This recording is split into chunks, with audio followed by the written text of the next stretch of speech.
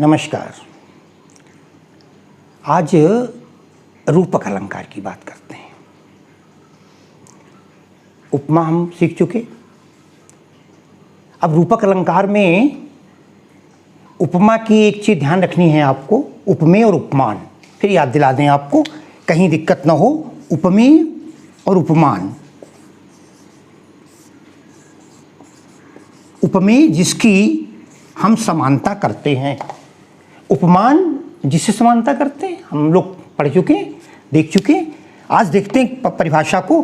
काव्य में जहां उपमेय में उपमान का अभेद आरोपण हो, जब तक परिभाषा समझ नहीं लेंगे आगे नहीं बढ़ेंगे। काव्य में, कविता में, जहां जिस स्थान पर उपमेय में, उपमेय जिसकी समानता की जा रही है, उपमेय में उपमान का जिससे समानता कर रहे हैं, अभेद, भेद कहते हैं गैपिंग को, अंतराल को। हमारे उनके बीच में विचारों का मतभेद है। अभेद, कोई भेद न रह जाए। उपमेय उपमान में आरोपण आरोपित कर दिया जाए। कहता है काव्य में जहां, कविता में जहां उपमेय में उपमान का हम जिसकी समानता कर रहे हैं और जिससे कर रहे हैं, अभी तक हमने क्या किया था, वहां समानता आती थी। अभी तक हम कहा करते थे राणा प्रताप शेर के समान बहादुर हैं, वहां समता थी। या सीता जी का मुख चंद्रमा के समान है, या लता कोयल की तरह गाती हैं, वहां समानता थी, वाचक शब्द था। लेकिन यहां कहता है उपमेय में उपमान का अभेद आरोपण, अभेद, कोई भेद न रह जाए। बड़ा सरल सा बता देते हैं आपको, समझा देते हैं समझ उन्हीं उदाहरणों को लेके। जब हम कहते हैं, अब देखें, राणा प्रताप शेर के समान बहादुर थे। राणा प्रताप उपमेय है, शेर उपमान है, समान लग गया, उपमा अलंकार हो गया। अब देखें आप, हटाइए, उपमेय में उपमेय राणा प्रताप, उपमान शेर, अभेद हटा दीजिए बीच का, समानता, सीधा कह दीजिए राणा प्रताप शेर थे। ये हो गया रूपक। सीता जी का मुख चंद्रमा के समान है, तब तो उपमा हुई। लेकिन जो हमने कह दिया सीता जी का मुख चंद्रमा है, तब सीधा सा हो गया। उदाहरण देख लेते हैं। मैया मैं चंद्र खिलौना ले हूं।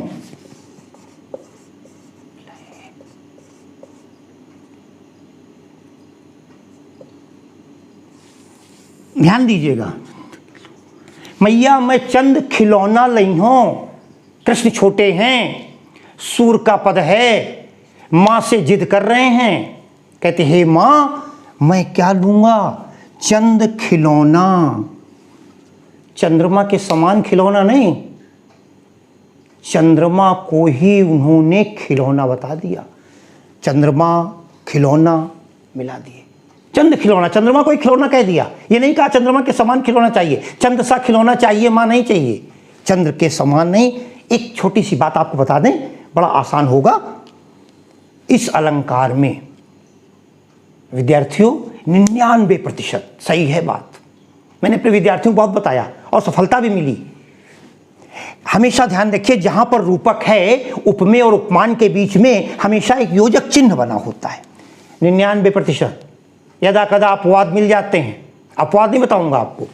तो मैया मैं चंद खिलौना लई हूं, कोई दिक्कत। एक उदाहरण मैंने आपको दिया, एक और उदाहरण लेते हैं।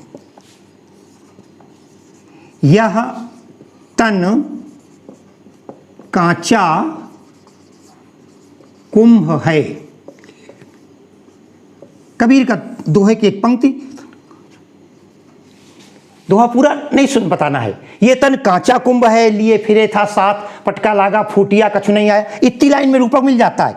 यह तन कांचा कुंभ है, ये शरीर कांचा कच्चा, कुंभ घड़ा, शरीर की क्षणभंगुरता के बारे में कह रहे हैं।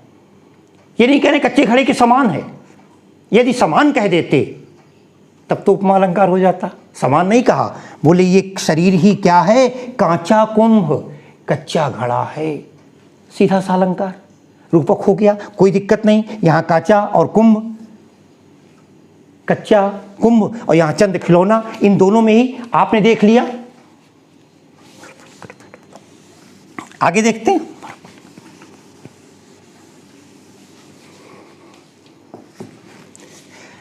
निर्भय स्वागत करो मृत्यु का।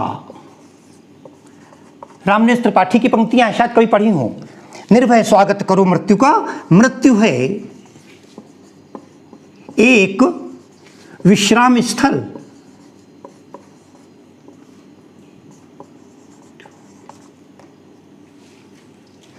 पूरी लाइन में ही देख लीजिए, मृत्यु है एक विश्राम स्थल। अब आप ध्यान से अगर देखेंगे तो यहां पर ये योजक चिन्ह वाली बात जो है कट गई। मृत्यु है एक विश्राम, मृत्यु को ही क्या बता दिया? विश्राम स्थल बता दिया। मृत्यु विश्राम स्थल के समान नहीं है, मृत्यु को ही विश्राम स्थल कह दिया गया। जैसे हमने वहां इसके पहले चंद्र खिलौना नहीं हो कहा था, मृत्यु को ही विश्राम स्थल बता दिया, इसलिए यहां पर हो गया रूपक अलंकार। एक और देखते हैं प्रसाद जी की पंक्तियां, बड़ी प्रसिद्ध पंक्तियां हैं। शशि मुख पर घूंघट डाले, शशि मुख पर घूंघट डाले, आंचल में दीप छिपाए, आंचल में दीप छिपाए, शशि मुख पर घूंघट डाले। ये मिल गया रूपक आपको यहीं पर। नायिका के सौंदर्य का वर्णन है, शशि मुख पर घूंघट डाले, चंद्रमा रूपी मुख, रूपक अलंकार रूपी हो जाएगा। चंद्रमा रूपी मुख पर घूंघट डाले, चंद्रमा के समान नहीं, तो यहां पर भी आपको रूपक मिल जाता है। एक और देखते हैं,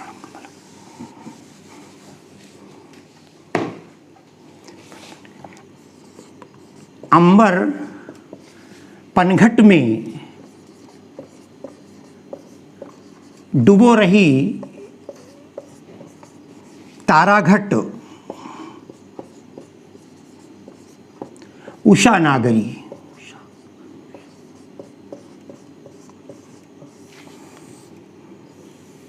ध्यान दें, अंबर पनघट, ताराघट, उषा नागरी। जब भेद बताएंगे तो चर्चा करेंगे बाद में। सुबह का वर्णन है, बीती विभावरी जागरी, अंबर पनघट में डूबो रही ताराघट उषा नागरी। अंबर देख सवेरे का दृश्य है, जिसे द्विवेदी जी ने वो पहले लिख दिया था, उठो लाल आंखें खोलो, पानी लाई हूं मुंह धो लो। उसी बात को कहती बीती विभावरी जागरी। रात बीत गई है, सवेरा हो गया है, अब जग जाओ। क्या कैसे सवेरा हो गया? कितना बढ़िया वर्णन करती है, बोली अंबर पनघट में। अंबर आकाश, आकाश को क्या बता दिया? पनघट तालाब। सवेरा होता है, गांव का दृश्य होता है, महिलाएं घर से निकलती हैं पानी भरने के लिए, तालाब में भरती हैं। अंबर पनघट, आकाश ही क्या है? पनघट है। कैसे? डूबो रही पनघट में, महिलाएं घड़े को लेकर, बाल्टी लेकर पानी भरने के लिए जाएंगी, तो अंबर पनघट में डूबो रही कौन? ताराघट। बड़ी सुंदर दृश्य है। अब देखें, बड़ा अच्छा अगर देखें, उषा नागरी, उषा जो है उषा काल कहलाता है। सूर्य जा रहा है, सूर्य आ रहा है, चंद्रमा जा रहा है। लालिमा जो सूर्य की आई है, कहते हैं उषा नागरी। जो उषा नाम की नायिका है वो क्या कर रही है? ताराघट, तारे जो हैं, क्योंकि सवेरे का टाइम है और एक एक करके तारा विलुप्त होता चला जा रहा है, सूर्य निकलने वाला है, तो कहते हैं उषा नाम की नायिका ने क्या किया है? ताराघट, अरे तारे रूपी घड़ों को डुबोना शुरू कर दिया है। कहां पर? अंबर पनघट में, आकाश रूपी। कहने का मतलब यह है सीधा सा अर्थ कि एक एक करके तारे भी लुप्त होते चले जा रहे हैं, प्रातः काल हो रहा है। बड़ा सुंदर रूपक बांधा उसने। कहा उषा नाम की जो नायिका है, उषा काल जो है उसने क्या, नायिका है, नागरी, उषा है स्त्रीलिंग, तो कि ताराघट, तारे रूपी, तारे एक एक करके घड़े हो गए, भरते जा रहे हैं, डूबते जा रहे हैं। जिस समय घड़े को नायिका पानी में डुबोती है, स्वाभाविक है घड़ा अंदर चला जाता है। तो ताराघट कौन, कहां पर? अंबर पनघट, आकाश रूपी तालाब में, आकाश रूपी पनघट में, कुएं में, आप जिसमें मानना चाहें। पनघट बड़ा स्थान, नदी किसी रूप में, पनघट वैसे पानी भरने वाला स्थान। स्पष्ट हो गया। ये रूपक अलंकार था। इसके 3 भेद हैं। प्राय हमारे जितने मित्र हैं परेशान होते हैं, और कई बार लोगों ने कह भी रहे हैं बार बार, सर भेद समझ में बहुत कम आते हैं, परेशान हो जाता हूँ। कुछ नहीं है, बड़ा आसान है। व्याकरण को कभी कठिन समझने की भूल न करिएगा। जिस दिन आप याद करेंगे उस दिन दिक्कत हो जाएगी। इसके 3 भेद होते हैं। नंबर 1, ठीक है, निरंग रूपक। आप गाइड से याद कर रहे हैं, क्रम मैं बता रहा हूं, उस क्रम से पढ़ेंगे, आसान रहेगा। नंबर 1 निरंग रूपक। नंबर 2 पारंपरिक रूपक। नंबर 3 सांग रूपक।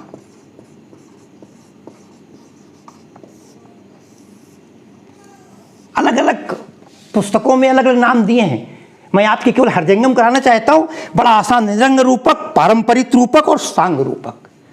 बड़ी आसानी से एक चीज समझ लीजिए इसी जगह पर, तब हम आगे बात करते हैं। निरंग रूपक, निरंग कोई रंग न हो, अकेला हो, अर्थात उपमेय और उपमान जो होंगे वो एक हो, केवल निरंग रूपक। पारंपरिक, परंपरा। या चलिए पहले निरंग रूप पे बात कर लेते हैं। निरंग रूपक काव्य में जहां पर एक ही अंग का वर्णन हो, केवल एक अंग, दूसरा अंग न हो। जैसे उदाहरण के लिए अभी मैंने बताया था आपको, मैया मैं चंद खिलौना ले हों।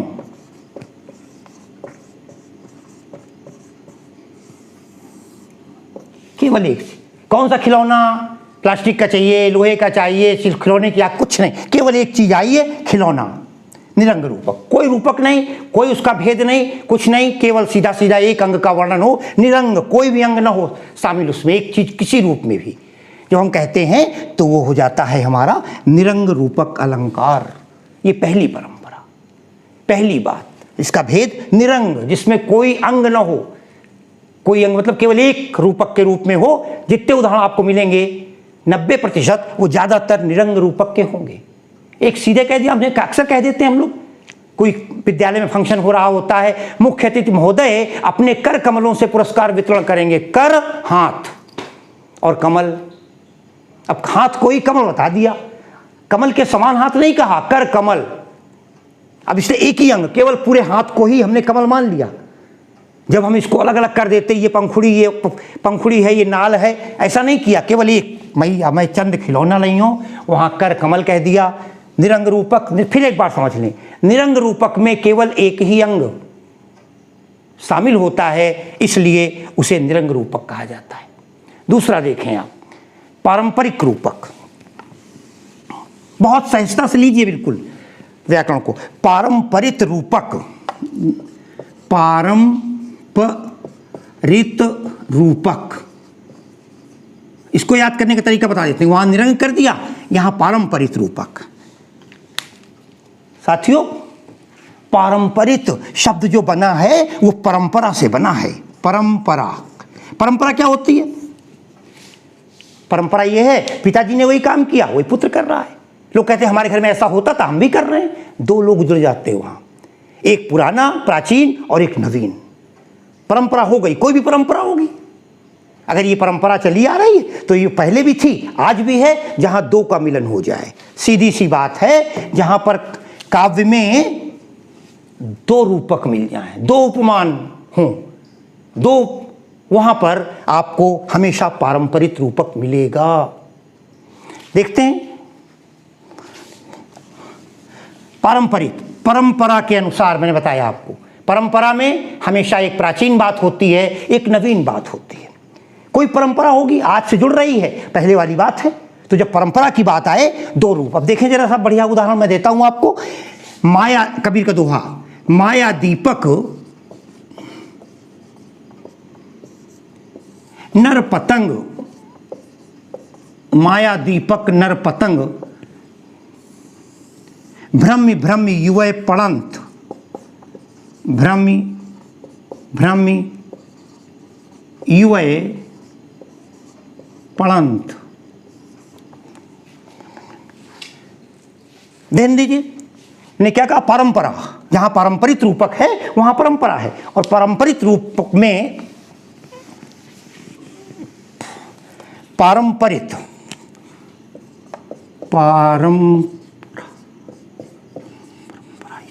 परंपरा से बना है पारंपरिक रूपक।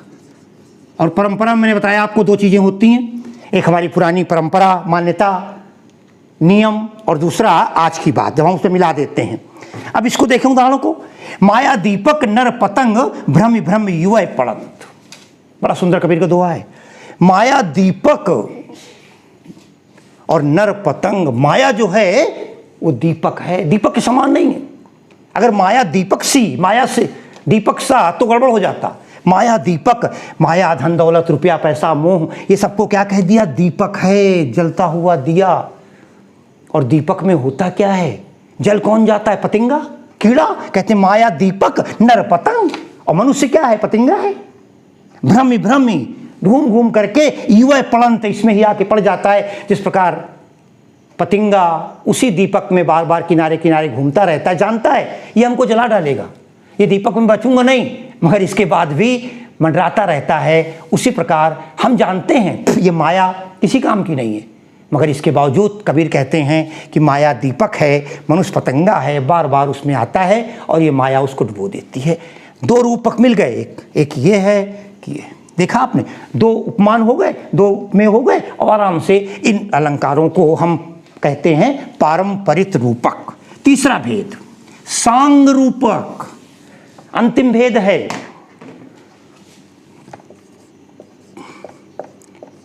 सांग रूपक,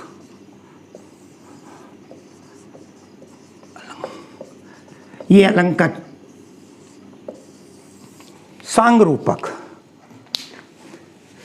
ध्यान दें, फिर याद करने का तरीका। निरंग, कोई अंग नहीं, एकमात्र। परंपरा दो, और सांग रूपक स अंग, अंगों के सांग को कर लेते हैं अलग, स अंग, अंगों के सहित। इस समय जितने ज्यादा अंग हो सकते हैं उतने अंग। अब हम ये नहीं कहेंगे किसी आप कमल के समान हैं, आप चंद्रमा के समान हैं, तो किरणें क्या हैं? आप एक बढ़िया उदाहरण दिखाता हूं आपको, ध्यान देंगे। मैं बोर्ड पर उदाहरण लिख रहा हूं। उदित उदयगिरी, उदित उदयगिरी मंच पर रघुवर बाल पतंग विकसे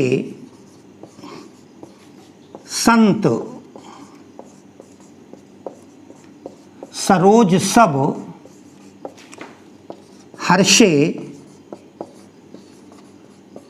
लोचन भ्रंग। जरा समझिएगा,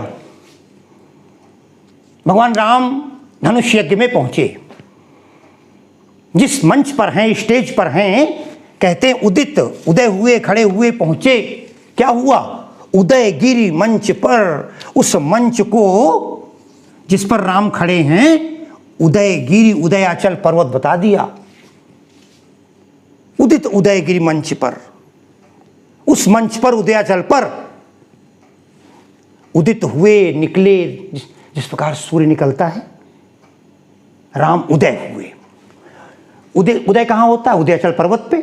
उदयाचल पर्वत और कौन? अभी ये स्पष्ट नहीं हुआ, उदित तो हो गए। उदयाचल पर्वत क्या है? मंच। ये एक रूपक ये हुआ। दूसरे आगे उसका एक अंग, एक मंच बना लिया उदयगिरी पर्वत को।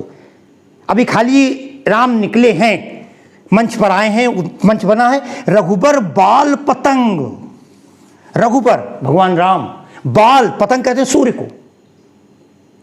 उदयाचल पर्वत पर जिस प्रकार सुबह का लाल सूर्य निकलता है, भगवान राम भी बालक रूप में किशोरावस्था में धनुष यज्ञ के महोत्सव में वहां मंच पर पहुंचे। एक उपमान। अभी इतना ही नहीं हुआ, जब सूर्य निकल आया, मंच मिला, अंग देखे सारे मिल रहे हैं यहां पर। विकसे संत सरोज सब, जिस समय सूर्य निकलता है कमल खिल जाते हैं। कहा जाता है पंकज जो हैं सूर्य को देखकर खिलते हैं। राम जब उदित हुए, उदयगिरी पर्वत क्या है? मंच। सूर्य कौन है? भगवान राम। विकसे संत, विकसे विकसित हो गए, कमल खिलते हैं। यहां कौन विकसित हुआ, कौन खिल गया? संत। जितने संत महात्मा सज्जन लोग बैठे हुए थे सब बड़े विकसित प्रसन्न हो गए भगवान राम के अवतरित होते ही, उनके खड़े होते ही, उस स्थान पर पहुंचते ही। संत जितने थे सब विकसित खिल गए, चेहरे उनके खिल गए। और हर्षे लोचन भृंग, कमल पर भौरा खुश होता है कि अब मुझे इसका रसपान करना पड़ेगा। यहां भौरा क्या है? बोले हर्षे, हर्षित कौन हुए? लोचन, जो नेत्र थे लोगों के, दर्शकों के, संत महात्माओं के, भक्तों के, उन सबके जो भौरे रूपी नेत्र रूपी भौरे प्रसन्न हो गए। देखिए चारों उपमांग आ गए पूरे पूरे, मंच भी मिल गया, सूर्य भी आ जाता है, राम भी हैं और सब कुछ। सीधी सी बात, उदयाचल पर्वत को, मंच को बना लिया उदयाचल पर्वत, और राम को बता दिया सूर्य, और संतों को बता दिया कमल, और उनके नेत्रों को बता दिया भौरा। चारों अंग आ गए और इस प्रकार ये सांग रूपक अलंकार हो गया। एक बार फिर अच्छा एक और परिभाषा में परेशान ना हो, अभेद आरोपण हो, अपने आप बना लीजिए ना। अरे जहां उपमेय उपमान मिलकर एक हो जाए वहां रूपक अलंकार होता है, अपनी तरफ से कह दीजिए। जहां उपमेय उपमान में कोई भेद न रह जाए, वो दोनों एक हो जाते हैं मिलकर के, वहां उपमेय। तो मैं समझता हूं आपको समझ में आ गया होगा। अगले वीडियो में हम मिलेंगे उत्प्रेक्षा अलंकार के साथ। दो दो अलंकार ढूंढिएगा बड़े आराम से। एक बार फिर आज के लिए आपको प्रसन्नता के साथ शुभकामनाएं। धन्यवाद, नमस्कार।